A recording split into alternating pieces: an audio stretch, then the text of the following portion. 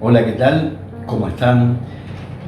Queremos comenzar una serie de videos explicativos. No vamos a profundizar demasiado, a menos que, por supuesto, lo soliciten, pero más o menos para tener un panorama general, una idea más acabada de los tiempos que vivimos. Con esto de la pandemia a nivel mundial, mucha gente está complicada. Mucha gente empieza a buscar en distintos lugares qué es lo que va a ocurrir. ¿Será que ya viene Jesucristo? ¿Será que ya es el fin de los tiempos? La palabra de Dios es muy clara con respecto a estas cosas. Y simplemente, como le dije al principio, vamos a más o menos algunas cuestiones dejar bien en clara para saber los tiempos proféticos que estamos viviendo. Lo invito a que vamos a la palabra de Dios, a la Biblia, capítulo 24 del Evangelio según San Mateo. Allí nos encontramos con un relato por demás interesante. Sígame, capítulo 24, verso 1. Cuando Jesús salió del templo y se iba, se acercaron sus discípulos para mostrarle los edificios del templo. Respondiendo él les dijo: ¿veis todo esto? De cierto os digo que no quedará aquí piedra sobre piedra que no sea derribada. Tremenda revelación, ¿verdad? En un contexto que no tenía nada que ver con nada. Aparentemente estaban conversando, estaban hablando de otros temas y viene con esta revelación. Ven este templo que tanto admiran, ven la belleza de este templo que lo utilizan como adoración al Señor. El templo realmente era fastuoso, un templo imponente para su época, terminado con lujos por parte de Herodes. Realmente un templo que era la admiración del mundo conocido y el orgullo de los judíos, ya que allí se llevaban adelante todo el sistema sacrificial levítico y ellos mantenían su, entre comillas, paz con Dios. Ahora, el maestro les da una revelación y les dice que no va a quedar piedra sobre piedra, que va a ser totalmente destruido. Esto conmociona evidentemente a los discípulos y los siguientes versículos nos muestran algo fenomenal. Verso 3. Y estando él sentado en el monte de los olivos, los discípulos se le acercaron aparte, diciendo: dinos cuándo serán estas cosas y qué señal habrá de tu venida y del fin del siglo. Note, se quedaron realmente preocupados y esto rondaba en la cabeza de los discípulos. ¿Cómo que se va a destruir el templo? ¿Cómo que no va a quedar piedra sobre piedra? Entonces le preguntaron. Y ante una pregunta puntual, Jesús simplemente fue puntual en la respuesta. Note, le preguntan: ¿cuándo serán estas cosas? ¿En qué tiempo? ¿Y qué señal habrá de tu venida? Aquí voy a hacer una parada necesaria, porque a estas dos preguntas, y en estas dos preguntas hay un contexto muy interesante que nosotros tenemos que entender para poder comprender la respuesta de Jesús. ¿Quiénes le preguntan? Los discípulos.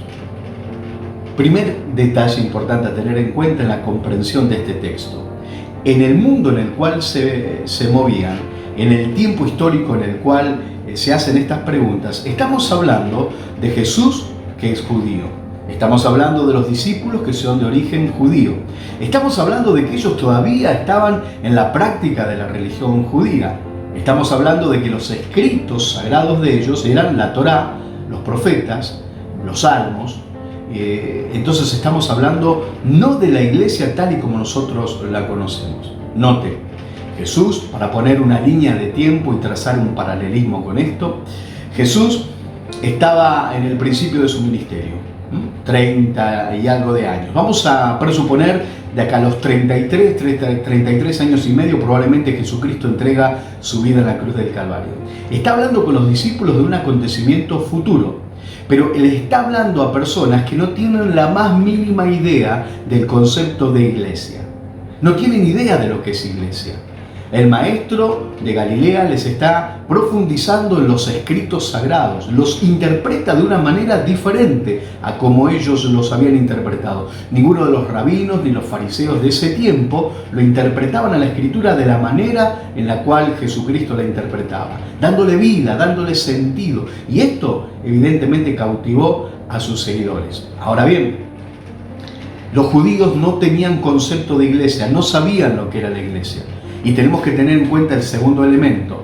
Los primeros escritos que se conocen, el libro de Santiago, por ejemplo, allá por el año 43-44. Y los primeros escritos de Pablo, aquel que fue llamado por Jesucristo para ser apóstol y maestro a los gentiles, entiéndase por gentiles los no judíos. Todos los no nacidos como judíos somos parte de las naciones gentiles. Entonces, en esta primera etapa tenemos que entender este principio fundamental. Jesús les está hablando a sus oyentes que tienen una concepción judeo-cristiana de las cuestiones. ¿Me entiende? Están teniendo una idea basada en las enseñanzas del judaísmo. Ellos no tenían idea clara de la conformación de la iglesia, ni tampoco de la salvación a los gentiles, de la salvación universal. Ellos creían que solamente era para ellos este tiempo.